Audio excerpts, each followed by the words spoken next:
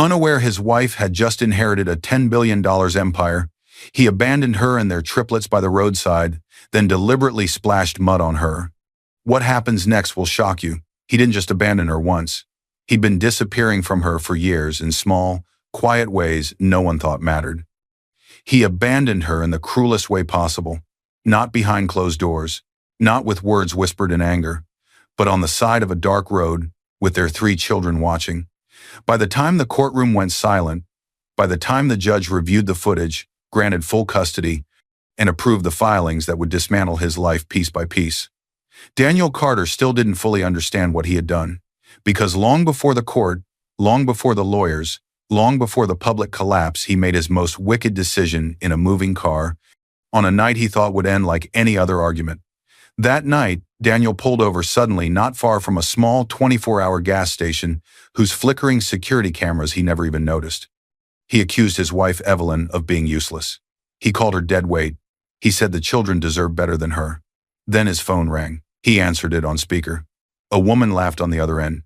Silence swallowed the car.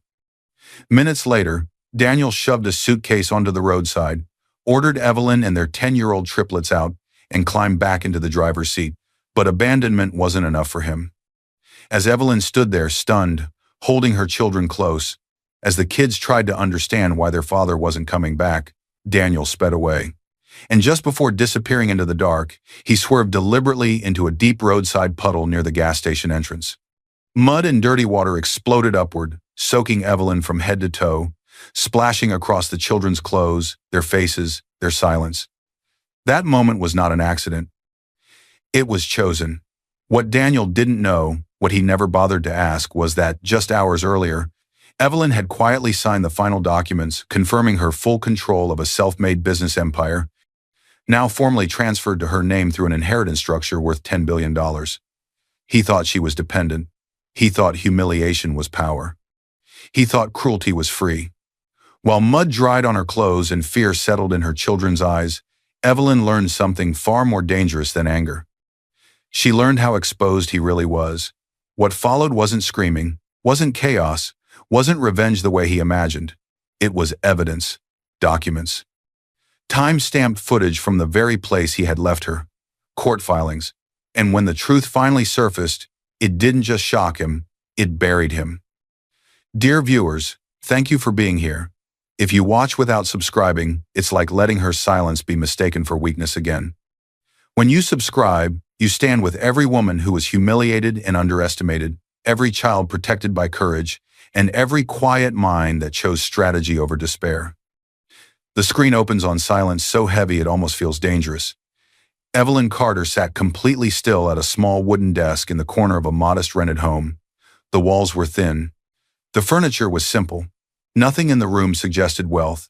The only light came from a desk lamp with a flickering bulb.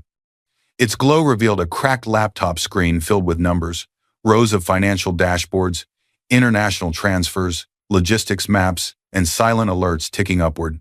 No shopping sites, no social media, no distractions, just control. Evelyn was 36 years old. To the neighbors, she was a tired wife and a stay-at-home mother. To her children, she was safety. To her husband, she was almost invisible. And to a network of companies spread quietly across borders, she was the final authority. She leaned forward, eyes sharp but calm, fingers moving with practiced ease. Every number made sense to her, every decision was measured. This wasn't a hobby. It was a system she had built long before anyone called her Mrs. Carter. A small notification blinked at the corner of the screen. Transfer documents received, pending court validation. Evelyn reviewed one last line, then entered a secure confirmation code. When the final alert settled and the status changed to submitted, she exhaled slowly, as if releasing a breath she had been holding for years. She closed the browser tab and minimized the dashboard, leaving only the cracked desktop behind. Beneath the desk was a locked drawer. Evelyn reached down and opened it with a small key she wore on a thin chain under her shirt.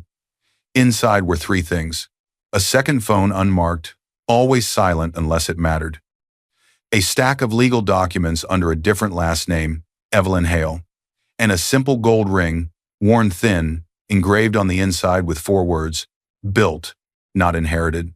The irony wasn't lost on her. The lawyers would call what she was about to receive an inheritance, but she knew every dollar had been built in years no one else had stayed up for. She touched the ring with her thumb, just once. Long before Evelyn became a wife, she had already built an empire. She had learned early that power survived longer when it stayed quiet and when it was shielded behind trusts, holding companies, and signatures no one else in the house bothered to ask about. The story of that power did not begin in comfort. Years ago, Evelyn had been a young woman sleeping in her car between warehouse shifts. She taught herself logistics by watching freight schedules. She learned coding through free online forums late at night, sitting in parking lots, using borrowed internet. She studied finance by reading discarded textbooks and asking questions no one wanted to answer. When her first company finally took shape, it wasn't glamorous. It solved one small supply chain problem others ignored, then another, then 10 more. She sold it quietly, took no interviews, and vanished before anyone could attach a face to the success. Her second venture was larger, smarter, hidden behind holding companies and silent partners. It scaled internationally, piece by piece, never drawing attention. Evelyn made sure of that. She watched powerful men boast, marry, and then lose everything: love, family, trust, because money changed how people looked at them. She promised herself she would never let that happen. When she met Daniel Carter, she never told him the full truth. Daniel was 39 then, ambitious, charming, and quietly insecure in ways he didn't yet understand. He worked in middle management and spoke often about potential and big breaks. Evelyn liked that he laughed easily. She liked that he didn't ask too many questions about her past, only enough to feel satisfied. Before they married, she insisted on a small, boring prenuptial agreement. She framed it as protection from old business complications under my maiden name, Hale. Daniel signed quickly, grateful she wasn't asking for anything from him. He never asked what, exactly, she was protecting. She chose love over exposure, silence over pride. And when they married, she locked Evelyn Hale away in paperwork and encrypted accounts. Now, years later, their triplets, Lucas, Noah, and Emma, were asleep in the next room. All three were 10 years old, born minutes apart. They were old enough to sense tension, old enough to notice silence, but still young enough to believe their mother could fix anything. Evelyn stood quietly and walked to their doorway. She watched them sleep, her expression softening. This was the part of her life she never regretted. Not once. Behind her, a door creaked. Daniel leaned against the hallway wall, phone in hand. His tie was loose. His face carried the familiar mix of irritation and distraction. "Why are you always awake?" he said, not unkindly, but not caring either. "You're always tired, Evelyn, and you don't even work." The words landed harder than he realized, only because they landed on the very night she had just confirmed paperwork that would quietly move a $10 billion structure fully into her control. Evelyn turned slowly to face him. She studied his posture, the way his eyes never lingered on her long enough to truly see her. She thought of the contract she had signed that week, the system she kept running, the lives her decisions quietly supported. She said nothing. Daniel scoffed lightly, already distracted by a message on his phone, and walked away toward their bedroom. Evelyn returned to the desk. She closed the cracked laptop carefully. The screen went dark, reflecting her face calm, unreadable, steady. She slid the drawer shut and locked it. Somewhere on the second phone, out of sight, a new message appeared from a contact labeled Hale Trust, Legal. She didn't open it yet. In the silence that followed, one truth hung in the air, unseen and unspoken. Daniel believed his wife was weak, and very soon that belief would cost him everything. The morning did not begin gently. It began with noise, movement, and pressure, life pressing forward whether anyone was ready or not. Evelyn was already awake when the alarm rang. She moved through the kitchen with practiced urgency, packing lunches with one hand while flipping through homework pages with the other. 3 lunchboxes sat in a neat row on the counter, each labeled in careful handwriting, Lucas, Noah, Emma. The triplets, 10 years old, each different in ways that had nothing to do with minutes shuffled into the kitchen.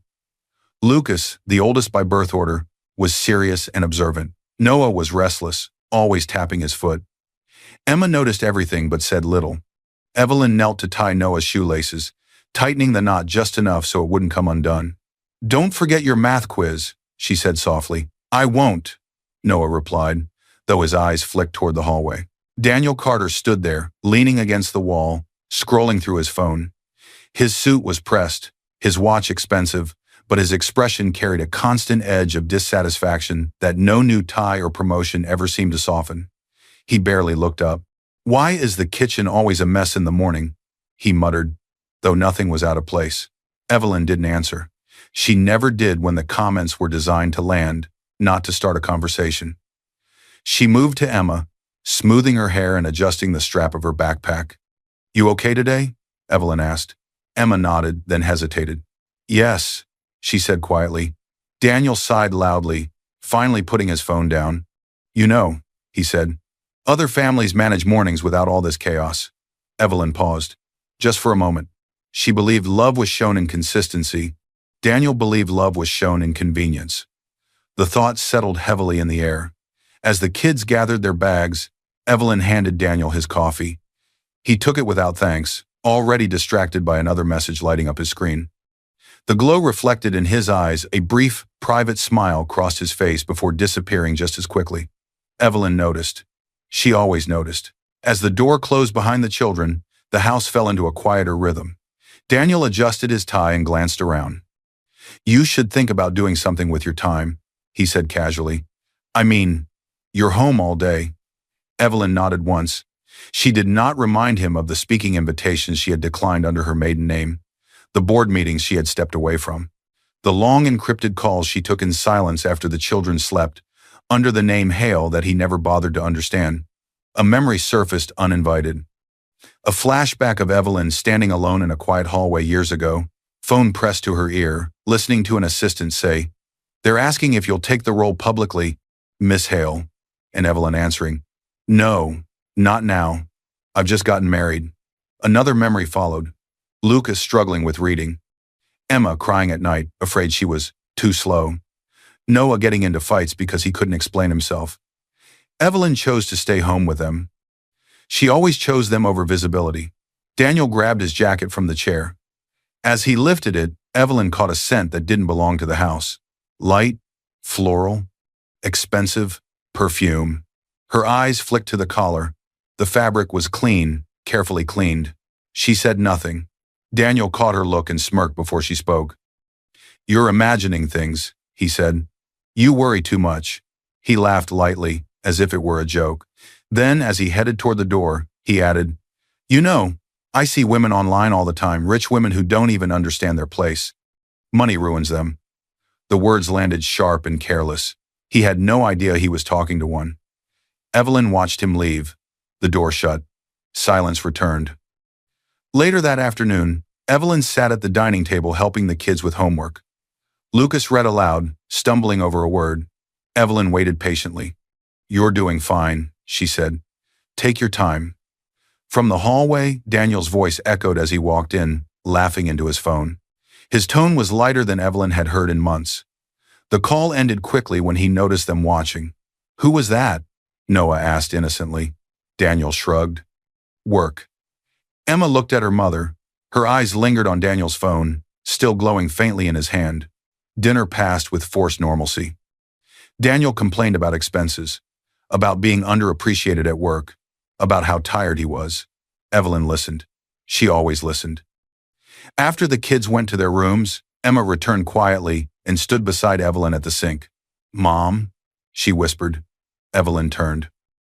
Emma leaned closer, her voice barely audible. "Why does Dad smile at his phone like that, but never at you anymore?" Evelyn's hands froze in the water. She didn't turn around right away. The question hung between them, heavy and dangerous. Somewhere in the house, Daniel's phone buzzed again. And this time, Evelyn did not look away. The laugh was wrong. It was too loud, too free, and it didn't belong to the man who came home every night irritated and distant. Daniel Carter leaned back in his office chair, head tilted slightly, his phone resting against his ear as he laughed again, easy, careless, alive. Around him, the office buzzed with low conversation and the clicking of keyboards. Daniel worked in a corporate department where everyone pretended to be busy and quietly competed for attention. He liked being noticed here. It made him feel important in ways home no longer did. A woman stood beside his desk. She was well-dressed, confident, and familiar with his space in a way that didn't feel strictly professional. She reached out and touched his arm lightly as she said something that made him smile again. Her fingers stayed there a second longer than necessary. Daniel didn't move away. He didn't look surprised either. The woman's face was never fully shown. Only her presence mattered, the ease between them, the way Daniel leaned toward her, the way his voice softened when he spoke back. Later, he said quietly, lowering his voice. I'll call you when I'm out of the house. She nodded, already smiling, and walked away. Daniel watched her leave, then glanced around quickly, as if checking whether anyone had noticed. Satisfied, he returned to his screen, his mood lighter than it had been in months. At home, the washing machine hummed steadily. Evelyn stood in the laundry room, folding clean clothes with slow, careful movements. Each item was folded neatly, placed into separate piles, one for each child, one for Daniel, one for herself. Daniel's phone lay on the counter beside her. He had left it there in his rush that morning, trusting she would charge it like she always did. Evelyn did not pick it up. She had learned long before marriage that truth always revealed itself when you stopped chasing it and let it run out of places to hide. The phone vibrated. Once. Then again. The screen lit up. Evelyn glanced down without touching it. A message preview appeared across the screen. I can't keep pretending you're unhappy. Her breath caught just slightly. She read the sentence again, letting it settle. There was no full name, no photo, just an initial where a contact name should be. Evelyn looked away. She folded the last shirt and placed it carefully on the pile. Her hands were steady, her face showed nothing. In her mind, patterns began to form. Daniel's irritation at home, the sudden complaints about money, the unfamiliar perfume, the smiles he no longer shared with her but saved for someone else. She had seen this before, not in her own life, but in the lives of powerful men she had once worked alongside as Evelyn Hale. Men who believed they deserved admiration simply for existing. Men who grew restless when their reflections stopped praising them. Evelyn wiped her hands on a towel and pushed the phone slightly farther away. She did not open the message. Not yet. That night, Daniel came home late. He dropped his keys louder than necessary, as if announcing his presence. Evelyn sat on the couch, helping Emma with a school project.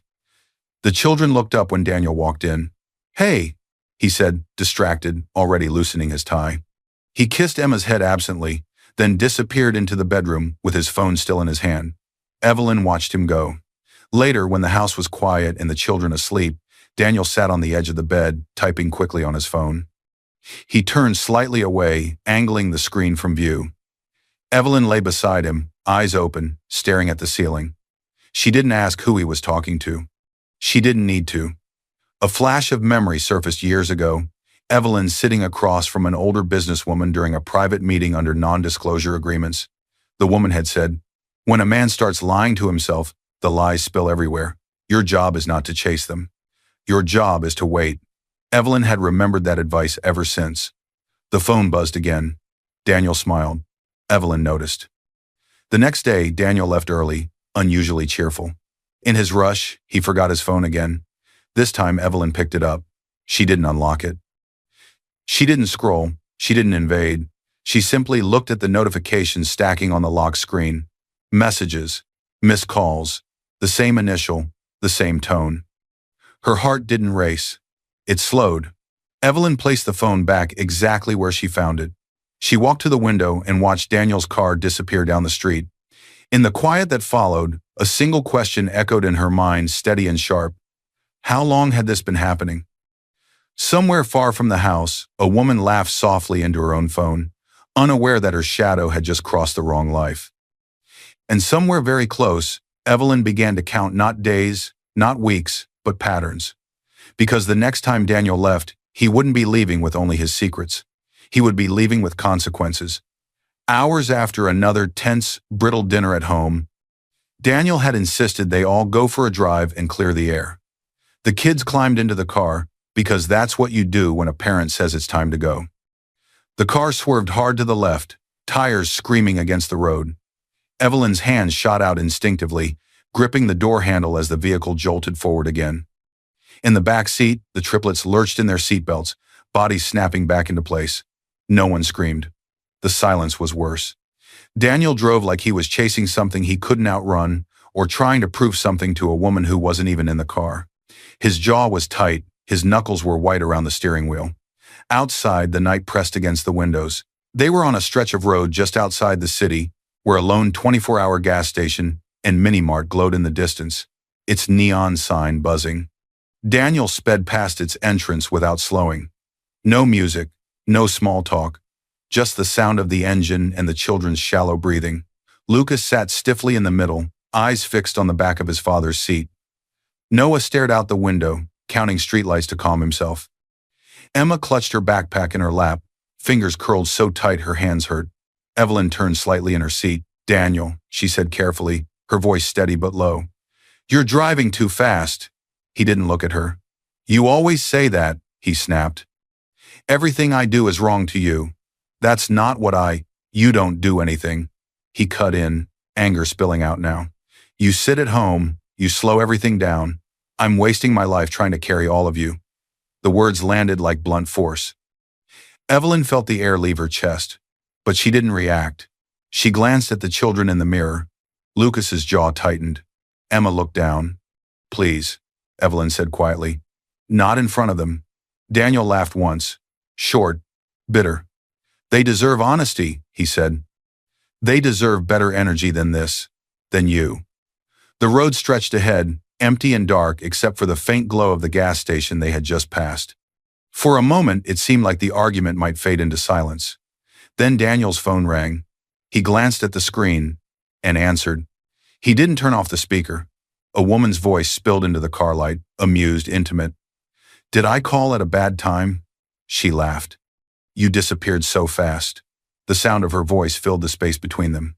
The children froze. Evelyn didn't move. She didn't speak. She didn't breathe. Daniel realized too late. He fumbled with the phone, swore under his breath, and ended the call. The damage was already done. Noah shifted uncomfortably. Emma's eyes darted between her parents. "Who was that?" Lucas asked, his voice barely above a whisper. Daniel slammed his hand against the steering wheel. "That's it," he said sharply. "I'm done." Up ahead, a side road curved off near the gas station's side entrance. Security cameras sat high on poles, red lights blinking lazily, details Daniel never noticed. He pulled the car over without warning. Gravel and loose asphalt crunched loudly beneath the tires as the car skidded to a stop at the edge of the lot, just inside the camera's view. Evelyn turned to him fully now. "Daniel," she said, her voice still calm, though her heart was pounding. "This isn't the time. Let's go home. We can talk." "There is no home," he snapped. "Not with you." He jumped out of the car and yanked open the trunk. The night air rushed in, cold and sharp. He grabbed a suitcase and threw it onto the ground at Evelyn's feet. "Get out," he said. "All of you." The children stared at him in disbelief. "Dad?" Emma whispered. Daniel didn't look at her. Evelyn stepped out of the car slowly, placing herself between him and the children. "Daniel, stop," she said. "They're scared." "This isn't who you are," he scoffed. "You don't know who I am anymore," he said. "And I don't want this life." She tried one last time. "We can fix this," she said quietly. "For them." Daniel slammed the trunk shut. "I'm choosing myself," he said, like a line he had rehearsed. Evelyn turned back to the children. "Stay close to me," she said softly. Daniel got back into the car without another word. The engine roared to life. For a brief second, it seemed like he might hesitate, like he might look back at their faces framed in the harsh parking lot light. He didn't. As the car sped away, Daniel swerved deliberately toward a deep puddle at the edge of the road where the gas station's runoff collected. Water and mud exploded upward, drenching Evelyn and the children in a cold, filthy wave. The force knocked Emma backward. Noah gasped. Lucas clenched his fists, too stunned to move. On the gas station building, a security camera caught everything. The stop, the suitcase, the children, the splash. Another camera above the pumps captured the angle of his license plate as he drove off. The car disappeared into the night. Silence rushed in behind it. Mud dripped from Evelyn's hair, her coat, her hands. She stood there, soaked and shaking, her arms instinctively wrapping around the children. Cruelty didn't need anger. Sometimes it just needed permission. The road was almost empty. Distant headlights passed far away on the main highway. The gas station windows glowed, but no one stepped outside yet. Emma's lip trembled. "Mom," Lucas said slowly, his voice breaking as he looked up at her. Are we homeless now?" Evelyn looked down at her children, their faces streaked with mud and fear under the buzzing security lights. She opened her mouth to answer. And somewhere deep in her bag, the second phone began to vibrate softly once, then again. She didn't reach for it yet. First, she tightened her grip on her children, because the night wasn't finished with her. Not yet. The bathroom door of the gas station slammed shut behind them. Evelyn locked it with shaking hands, then leaned her back against the cold metal door, as if it were the only thing holding the world together. The fluorescent lights above flickered harshly, humming like they might go out at any moment. After Daniel's car had vanished, she had made 3 choices in quick succession. Hold the children, grab the suitcase, walk toward the only light she could see. The gas station wasn't far. 10 minutes on foot felt like an hour, but the path was lit enough to keep the kids moving. A tired attendant at the counter had stared for a moment at their mud-streaked clothes, then silently handed over the bathroom key without a question when Evelyn asked. Now the triplets stood in front of her, mud-streaked, silent, terrified. Lucas's jacket was soaked through. Noah's hands trembled as he tried to wipe dirt from his jeans. Emma's hair was tangled with dried mud, tears cutting clean lines down her cheeks. "Don't move," Evelyn said quickly, her voice firm but gentle. "I've got you." She turned on the sink and pulled paper towels from the dispenser, soaking them under warm water. Her movements were controlled, almost precise, too precise for someone who had just been left on the roadside. Years of crisis management in warehouses and boardrooms had taught her how to function when other people froze. She knelt in front of Emma first, wiping her face slowly. "It's cold," Emma whispered. "I know," Evelyn replied softly. "It won't be for long." She cleaned Noah next, then Lucas, working quietly, methodically. She didn't rush, she didn't panic, she didn't cry. Inside, something was hardening. A woman who had once negotiated with shipping companies in 3 time zones at once knew this feeling well. The moment when shock ended and decisions began. When the children were as clean as she could make them, she reached into her bag for spare clothes. She always kept a small emergency set for each child, leftover habit from long drives and unpredictable days. Her hand brushed against something smooth and solid at the bottom. The second phone. It vibrated. Once. Evelyn froze. The sound was soft, but it cut through the room like a blade. The children looked up at her. "Mom?" Noah asked. Evelyn swallowed. "Give me a second," she said calmly. "Just stand right here." She stepped a few feet away, turning her back slightly so the children couldn't read her face. She stared at the phone in her hand, the screen glowing with an unknown number linked to a secure contact. She hesitated, then she answered. "Yes," she said quietly. The voice on the other end was calm, professional, and precise. "Miss Evelyn Hale," the man said, "we've been trying to reach you. I'm calling regarding the final court confirmation you authorized last night. The probate court has validated the transfer you submitted on your system last night," the man continued. "I'm Thomas Reed, executor of the Hale Trust. Your last remaining silent partner's estate has been settled. All entities held in his name are now officially under your control." He paused, then added, "Estimated consolidated valuation stands just above $10 billion. Evelyn's face did not change. No gasp, no tears, no smile. "The authority is yours as of this afternoon," Thomas said. "Operational control remains uninterrupted. We'll need to review security and public exposure risks." Silence stretched between them. The world believes power looks like shock, Evelyn thought. "I learned it looks like silence." "I understand," she said aloud. "But tonight, my children and I are safe, and that's my priority. We'll talk about next steps tomorrow." There was a brief pause on the line. "Of course, Miss Hale," Thomas replied. His tone softened slightly. "We'll be ready when you are. I'll have our legal team on standby." The call ended. Evelyn lowered the phone and stood still for a long moment. The bathroom felt smaller now, louder. Like it couldn't contain everything she was holding inside. Mud, fear, and a $10 billion decision that no one in this gas station would ever guess. She slipped the phone back into her bag and turned toward her children. They were watching her closely. Lucas studied her face, searching for answers. Noah clutched his sleeves. Emma took a small step closer. "Mom?" Emma asked. "What happens now?" Evelyn walked toward them and knelt so she was at eye level with all three. She placed a hand on each of their shoulders. "We're going to be okay," she said. Her voice was steady, certain. Not because of the number Thomas had just confirmed, but because she had already decided they would be. Lucas blinked. "Really?" "Yes," Evelyn replied without hesitation. "Really." The children believed her. They always had. As they left the bathroom together, Evelyn handed the key back to the attendant and thanked him. He nodded awkwardly, eyes lingering on the kids. "Do you need to call someone?" he asked carefully. "I already did," Evelyn answered. It was the truth, just not the kind he imagined. Outside, the night stretched on. Unaware that something had shifted, Evelyn tightened her grip on her bag as they walked toward the road to flag a taxi to the nearest motel. Because the next time her second phone rang, it wouldn't be about survival. It would be about preparation.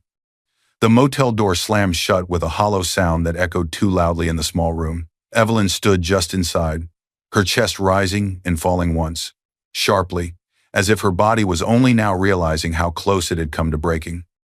The air smelled faintly of disinfectant and old carpet. A flickering lamp buzzed overhead. 3 narrow beds lined the wall. The triplets were already asleep. Lucas lay on his side, one arm stretched protectively across Noah's pillow. Noah's brow was still tight, even in sleep, like his mind refused to rest. Emma clutched her backpack against her chest, fingers curled around the strap as if afraid it might disappear. They had made it here by taxi from the gas station, the same station whose cameras had watched their humiliation in silence. The attendant had quietly dialed a cab when Evelyn, still soaked in drying mud, asked if there was a motel nearby that took cash. They were exhausted, emotionally empty. Children forced to grow up too fast in a single night. Evelyn sat slowly on the edge of the nearest bed. Her coat was draped over a chair, still faintly marked with mud. She didn't brush it off. She didn't care.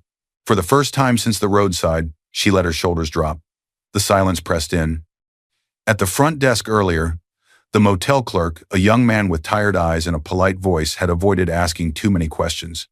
He took the cash, handed over the key, and looked away when he noticed the children's clothes. "Rooms on the first floor," he'd said quietly. "If you need extra blankets, just call. Don't worry about the hour." Evelyn had thanked him. She always did, even when the world felt undeserving. Now, alone with the sound of her children breathing, she reached into her bag. Not the outer pocket, the hidden compartment. Her fingers closed around smooth metal. She pulled out a sleek, unmarked laptop, thin, almost anonymous. It wasn't the cracked one Daniel saw at home. This was the one he didn't know existed. The one that never connected to the home Wi-Fi. She placed it on her lap and opened it. The screen came to life instantly. Logins, dashboards, global maps.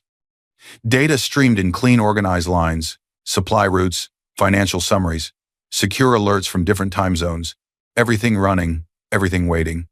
Not a single notification referred to Daniel. Evelyn exhaled slowly. Some people broke loudly.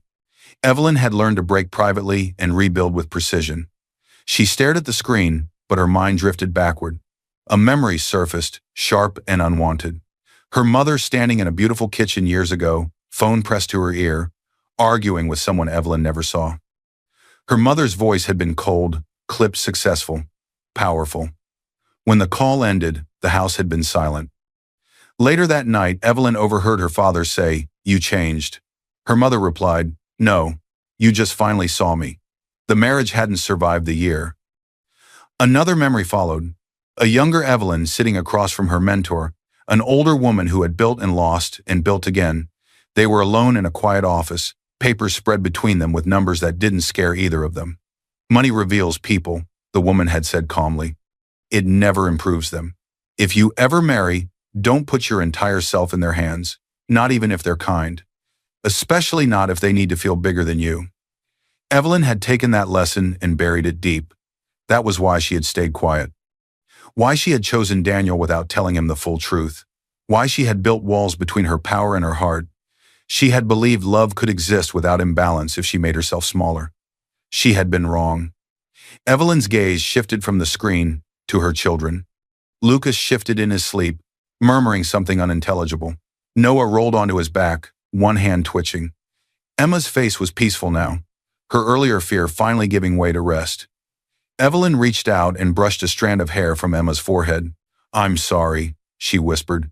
"Not for leaving Daniel, not for surviving, but for choosing silence for so long that they had to witness its consequences." She straightened, her spine aligned, her breathing slowed. The woman who had stood on the roadside soaked in mud was gone. In her place sat someone older, sharper, awake. Evelyn's fingers moved across the keyboard. She logged into secure channels, confirmed that the Hale Trust transfer shown as validated in Thomas Reed's call was reflected across her accounts, and set temporary internal safeguards, nothing that touched Daniel, nothing dramatic, just security. Then she opened a contact list. At the top was a name she had not used in years, under a group labeled Legal Priority: Marissa Cole, Family and Civil. A specialist she had once quietly advised from the shadows as Evelyn Hale, when other women needed protection and didn't know where to start. Evelyn hovered her finger over the contact. Outside, a car passed by on the highway, its headlights briefly slicing through the thin curtains before disappearing into the dark. Inside the room, the children slept on, unaware that their mother was no longer waiting for answers. She clicked the contact.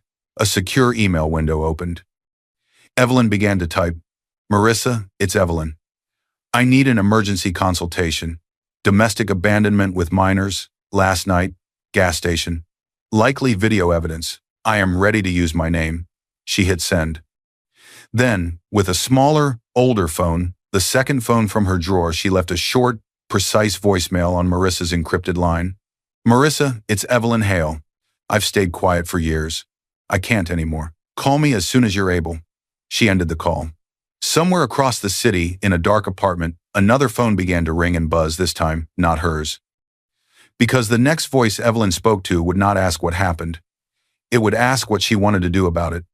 The door closed with a soft click that sounded final. 2 days had passed since the roadside.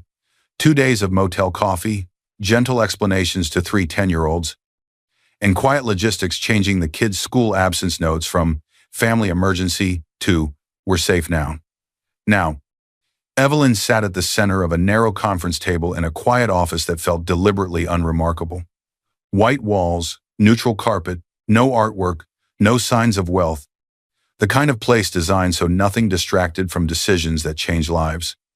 Across from her sat Marissa Cole, the divorce and family attorney, early 40s, posture straight, expression controlled, eyes sharp with experience. Marissa wasn't dramatic. She was efficient, the kind of woman who didn't raise her voice because she never needed to. To Evelyn's right sat Thomas Reed, executor of the Hale Trust and longtime guardian of her financial anonymity. He was in his 60s, calm and precise, with the demeanor of someone who had guarded secrets longer than most people kept friendships. His job was simple: protect what Evelyn had built. At the far end of the room stood a man who had not yet spoken. The private investigator leaned quietly against the wall, hands folded, eyes observant. His name was Jordan Hayes, and his presence was subtle but heavy. He was there to prove what others would try to deny. Evelyn rested her hands on the table, fingers relaxed. Her face was composed. No anger, no sadness, only focus. Marissa slid a folder toward her. "Abandonment with minors," Marissa said calmly. "Documented location, time-stamped, multiple angles from the gas station's cameras. We'll file for emergency custody today. If you want to explore criminal charges," she added, "we can speak to the prosecutor's office. With this footage, they'll at least take a meeting." Evelyn shook her head once. "Not yet," she said. "I want the children safe, the divorce clean, and the noise as controlled as possible. If we escalate beyond that, it will be because they need it, not because I'm angry." Evelyn opened the folder without hesitation. Inside were printed stills from a security video Jordan had retrieved within hours of her call. Grainy but unmistakable.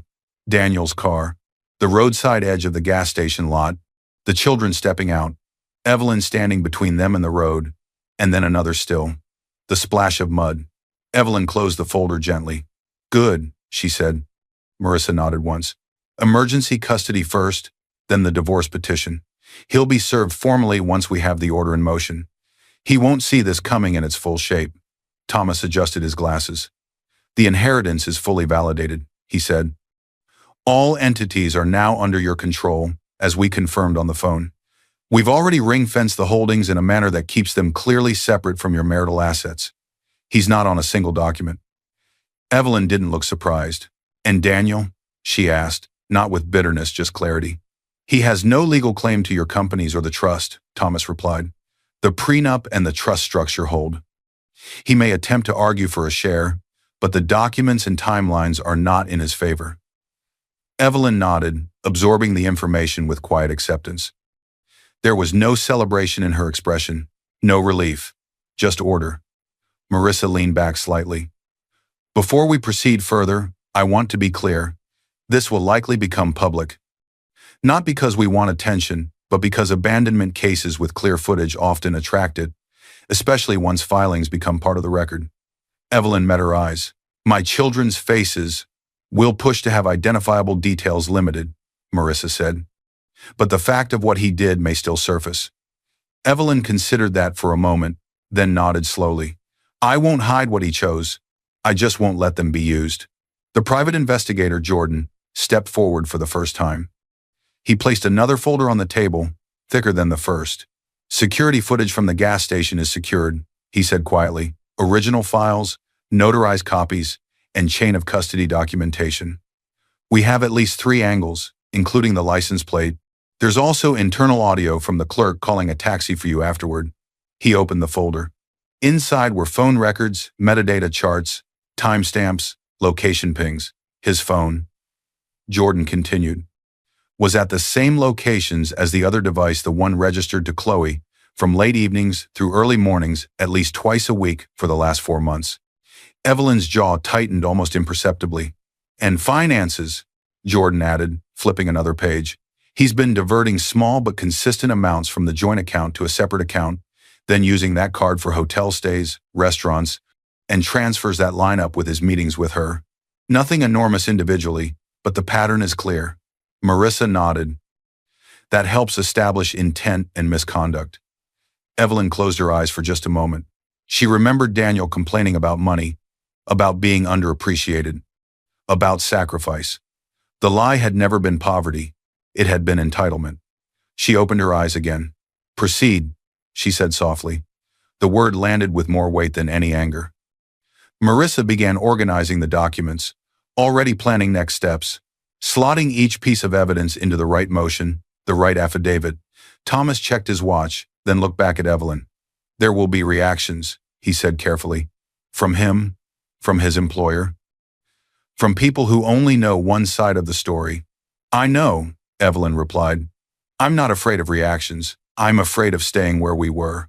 She stood, smoothing the front of her coat. Jordan hesitated, then reached into his bag once more. There's one more thing, he said. He placed several photographs on the table. Daniel, laughing, sitting close to a woman at a cafe. Her face turned just enough to be recognizable now, her hand resting on his arm. Another image, Daniel and the same woman entering a small hotel lobby. The timestamps lined up with the phone data. The intimacy was unmistakable. Evelyn looked at the photos. She didn't flinch. She didn't speak.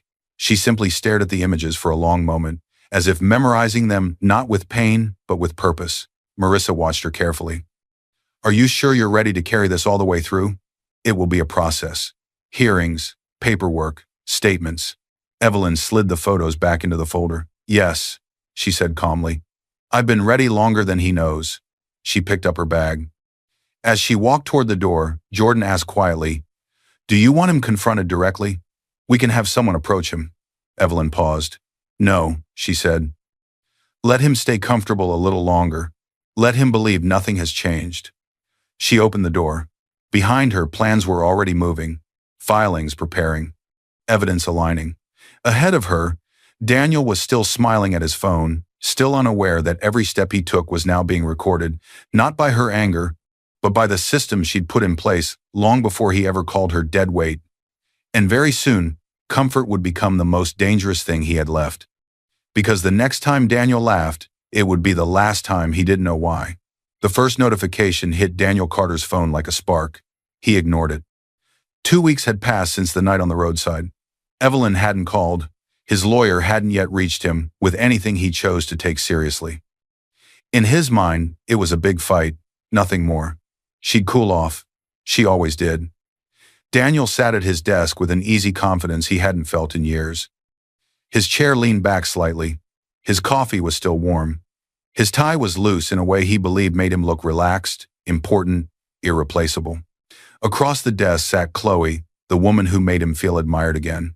Early 30s, polished, sharp-eyed.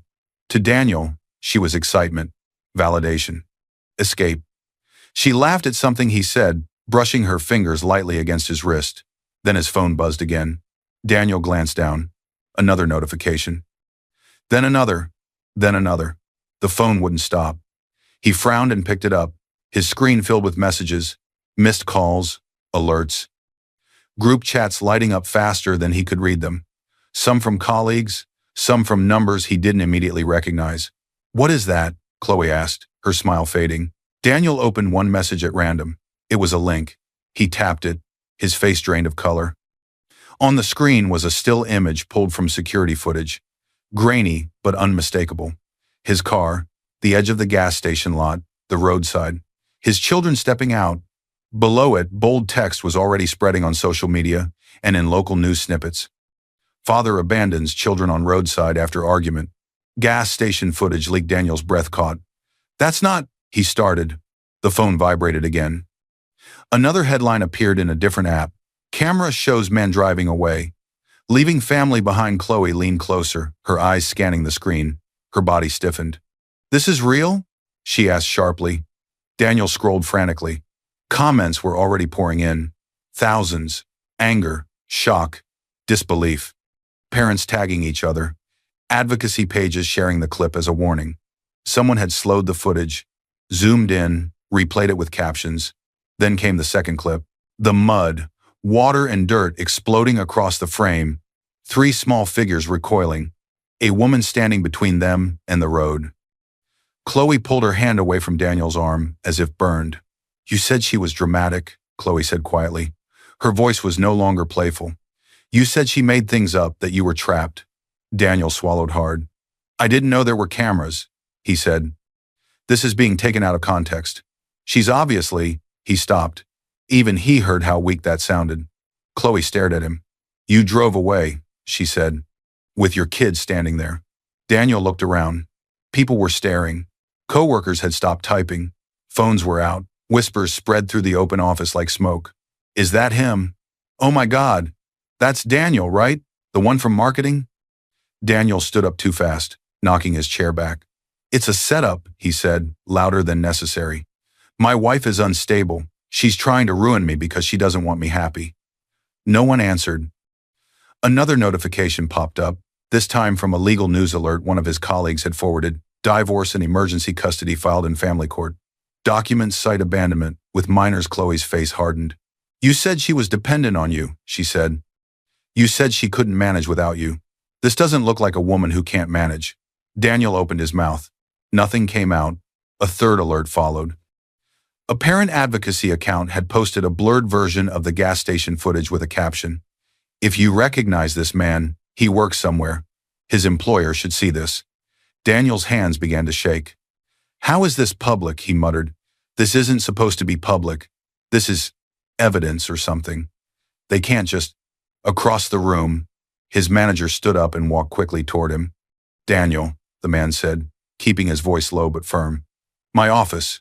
Now." Chloe stepped back. "I can't be part of this," she said, already gathering her bag.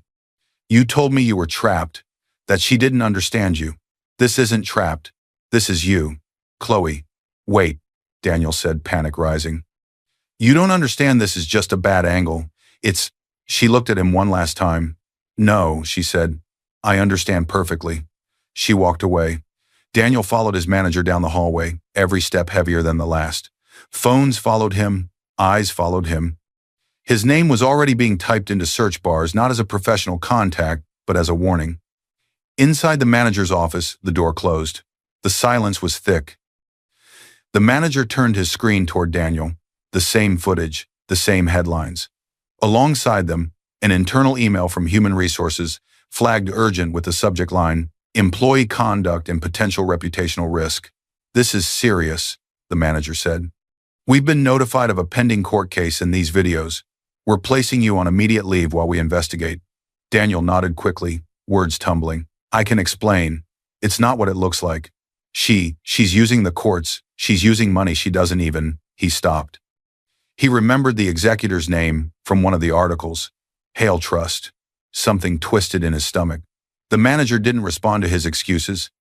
Outside the building, notifications continued to spread, shares multiplied, opinions hardened. Far away, in a quiet rented space Daniel had never bothered to learn the address of, Evelyn sat with her children, her phone face down beside her. She did not watch the footage. She didn't need to. She knew exactly what had been released and by whom. Jordan had sent a copy to Marissa. Marissa had attached it to emergency filings, and somewhere along the way, a blurred version had found its way into public hands. Not at Evelyn's request, but not against her wishes either. The truth was doing what it always did when given space. It was moving faster than lies. Back in the office, Daniel wiped his forehead. When can I come back to work? He asked nervously. The manager didn't answer right away. He reached for the phone on his desk instead. Human Resources, he said into the receiver. Yes, he's here. We need to finalize the suspension notice, effective immediately. Daniel didn't hear the rest, because the door was still closed. And for the first time, Daniel Carter understood something too late. Comfort disappears quietly, and consequences do not. The courtroom doors closed with a sharp sound that echoed through the room like a warning. Everyone fell silent. It had been several weeks since the motel, since the leaked video, since Daniel's suspension from work. The public noise had started to fade into the background. What remained was this room, this day, and the people who had authority to decide what happened next. Daniel stood stiffly beside his lawyer, his suit pressed but wrinkled at the shoulders, his face pale from nights without sleep. He kept adjusting his tie, then his cuffs, then his hands. Nothing felt right anymore. Across the room sat Evelyn. She wore no jewelry, no bright colors. Just a simple blouse and jacket, a calm expression, and steady posture. She sat beside Marissa, hands folded neatly in her lap, eyes forward. The triplets were not present. This room was not for children. The judge entered. All rise. Everyone stood. Everyone sat. The air felt heavy, tight, like the room itself was holding its breath. The judge nodded toward the screen. Let's begin with the evidence submitted by petitioner's counsel, they said. The lights dimmed slightly. The footage began to play. First, the roadside at the edge of the gas station lot. Daniel's car stopped abruptly. The trunk opened. A suitcase hit the ground. Evelyn stepped out, placing herself in front of the children.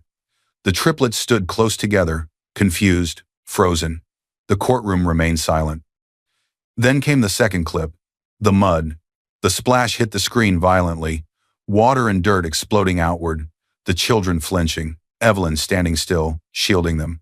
Daniel's car sped away. The video ended. No one spoke. The judge raised a hand. That will be enough, they said quietly. Daniel's face collapsed.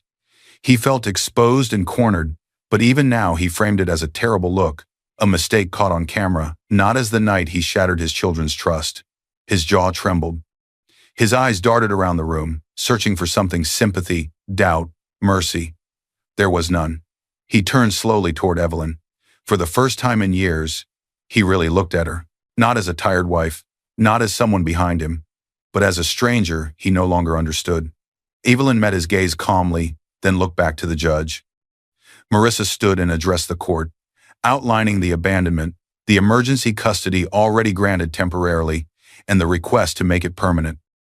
She spoke of the children's stability at school since moving, their therapy appointments, the absence of any attempt from Daniel to check on them beyond what his lawyer advised. Every word was precise, every claim supported with documents, timestamps, and reports. Then something shifted. The judge glanced at another file. Mr. Reed, the judge said, you may proceed regarding the financial disclosures. A man stood from the second row. Daniel frowned. Thomas Reed adjusted his glasses and stepped forward. His voice was calm, professional, unhurried. The court should note, he said, that Miss Evelyn Carter, born Evelyn Hale, holds assets that are independent, premarital, and verified through the Hale Trust. Daniel's head snapped up. Thomas continued. These assets were accumulated prior to the marriage, maintained separately, and protected through a prenuptial agreement signed by both parties. The consolidated valuation stands at approximately $10 billion. A murmur rippled through the courtroom. Observers leaned forward. Lawyers exchanged looks. Even the judge paused. Daniel's breath caught in his throat. $10 billion? He turned fully toward Evelyn now, his eyes wide, confused, desperate. She did not react. This valuation is documented, Thomas added, and Mr. Daniel Carter has no legal ownership or management rights over these holdings. There is no evidence of his contribution or knowledge, and he is not listed as a beneficiary on the trust. Daniel's knees weakened slightly. He leaned toward his lawyer, whispering urgently, but the lawyer didn't answer, eyes fixed on the judge's notes.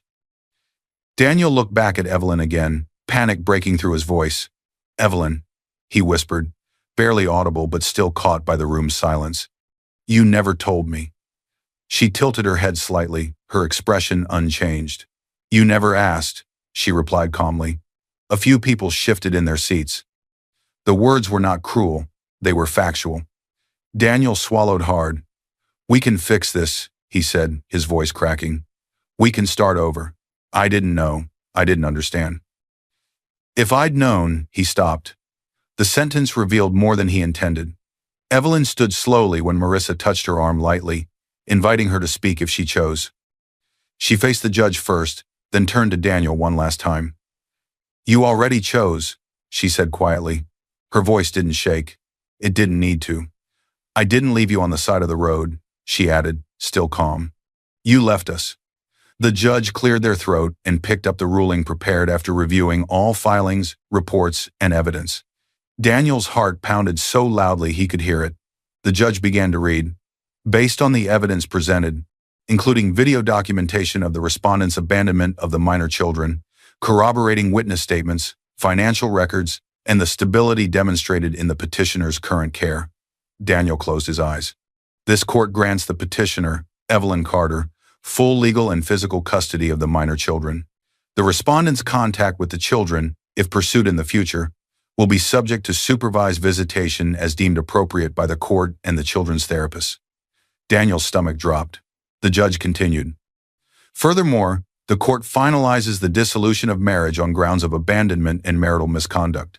The respondent will provide child support as calculated under statute, adjusted to his income, current or future, and any failure to do so will be enforced accordingly. The petitioner's separate estate and trust interests remain her sole property. The gavel did not fall yet, but the decision was already complete. Daniel gripped the edge of the table to steady himself. Across the room, Evelyn simply exhaled. Not in relief, just in acknowledgement. The judge lifted the gavel. When it came down, it sounded like the closing of a door on a life that no longer existed. The judge's gavel came down hard. The sound echoed through the courtroom like the final punctuation at the end of a sentence no one could rewrite. Daniel stood frozen as the words settled in divorce granted, full custody awarded to Evelyn, financial responsibility assigned to him within whatever income he might manage to keep. His lawyer leaned in to whisper something about appeal options and compliance, but Daniel didn't hear it. His ears rang. His mouth felt dry. Everything he thought he still had vanished in a few calm sentences, spoken by someone who did not know him and did not need to. Across the room, Evelyn stood quietly. She didn't smile. She didn't look relieved. She simply nodded once, as if confirming something she had already accepted long ago, that the moment he drove away from that gas station, their marriage ended. Today only made it official on paper. Daniel tried to catch her eye. She didn't look back. Days passed quickly after that, too quickly for Daniel. His temporary suspension from work became permanent. The HR email used the word terminated and cited reputational concerns in violation of conduct standards. Joint accounts were frozen by court order long enough to be divided fairly her share. Transferred out, his reduced by legal fees and obligations. Friends stopped answering messages. Invitations disappeared. The group chat that used to light up his phone went silent. When he posted a long defensive message online, the only responses were from strangers who had seen the video and didn't believe him. Even Chloe was gone. No goodbye. No argument, Just a quiet block and unanswered calls. Absence was louder than confrontation. Daniel moved into a small, nearly empty apartment. Boxes sat unopened. The walls were bare. At night, he replayed moments in his head, the car, the roadside, the mud, but each time, the memory stopped just before he could change anything. Because he couldn't. Far away from him, life moved forward. Evelyn stood outside the courthouse holding a manila folder. Inside were official documents, custody orders, finalized divorce papers, legal confirmations about the Hale Trust and her assets. They felt heavier than they looked, not because of what they awarded her, but because of what they acknowledged. Reality. The triplets waited nearby, in a separate corridor where they hadn't had to hear the details. Lucas stood tall, trying to look strong. Noah bounced on his heels, his old nervous energy returning slowly. Emma held Evelyn's hand tightly, as if afraid that letting go might somehow undo everything that had just been decided. "Is it over?" Emma asked softly. Evelyn knelt in front of them. "Yes," she said, "it is." They didn't cheer, they didn't celebrate, they simply breathed. Later that day, Evelyn packed their few remaining things from the modest house they once shared. The landlord didn't ask questions when she ended the lease early. The car she used was still the same one Daniel had always thought they could barely afford. There was no rush, no drama, just quiet movement.